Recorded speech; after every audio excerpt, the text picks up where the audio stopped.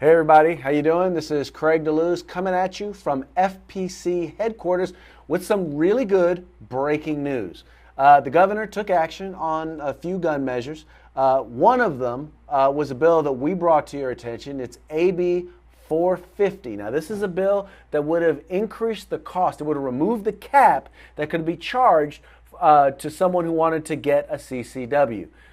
We argued vehemently, number one, that there was no real issue here, that it wasn't a matter of cost, that nobody who had anything to do with the process, the sheriffs, the police chiefs, the counties, the cities, nobody was there at the legislature asking for this. This was a local issue. This was a couple of people in a local jurisdiction here in Sacramento County who got butthurt because their guy for Congress is about to lose to the county sheriff because he actually believes in citizens having the right to bear arms.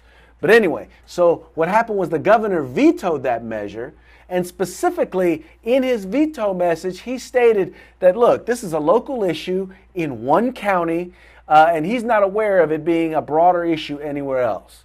So folks, we're here to tell you that that this bill was vetoed by the governor. Now, mind you, I'm sure it will come back. But having said that, you guys need to know that it was your phone calls, your letters, the work that you did that helped to kill AB 450 and help protect the right to bear arms in the state of California. Now, some other good news that we had, SB 1332, which would have really messed up how loans are done. In other words, it would have defined things as loaning a firearm that really aren't loaning a firearm. Like, you leave your firearm on your workbench in order to go out to get your mail. Well, now all of a sudden you've loaned a firearm. No, that's how bad, that's the sort of stupid stuff that was in this bill. Anyway, that bill also got vetoed by the governor. Now, a couple of bills that he signed.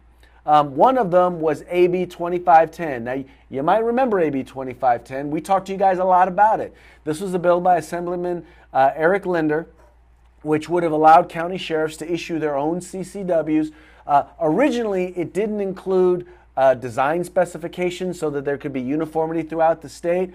We worked really hard. In fact, let me state that once again. When I say we, I mean we. I mean you guys called, you guys emailed Eric Linder's office and a number of other members' offices in order to make sure that this bill got fixed. And you know what? He heard you. He listened to you, he heard you, and he worked with us to amend the bill in a way that provided the level of uniformity that protects CCW holders, but at the same time will help CCW holders get a more modern looking license with a photo on it that actually fits in their wallet. So once again, that's another victory for us, or a victory for us.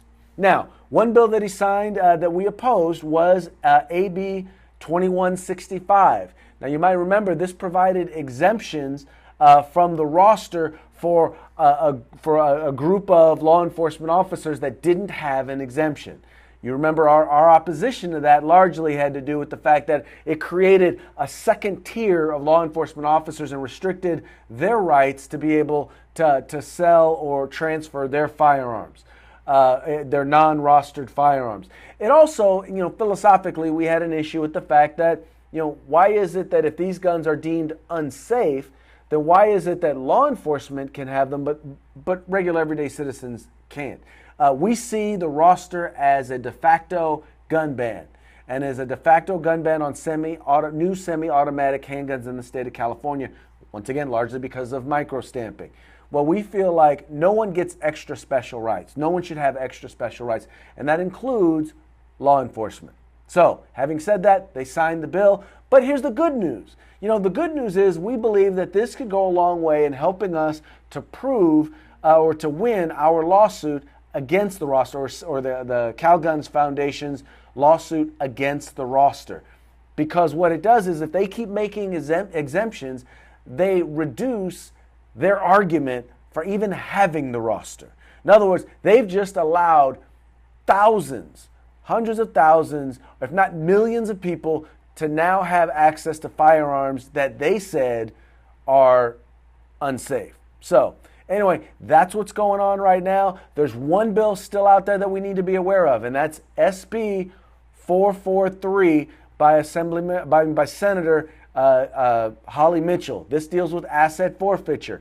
You guys, you know how important this is. No one should lose their stuff if they haven't been convicted of a crime. The government should not be able to come in and seize your bank account, seize your home, seize your cars, seize your firearms, and then sell them off or destroy them unless you've been convicted of a crime. So it's important that you give the governor a call, send him emails, and let him know that he needs to support that measure and sign it. You can find all the contact information at firearmspolicy.org/act. So here's what I want you guys to do. I want you guys to take your hand out. I want you to reach around. I want you to pat yourselves on the back. You guys won a big victory for gun rights this week and this year.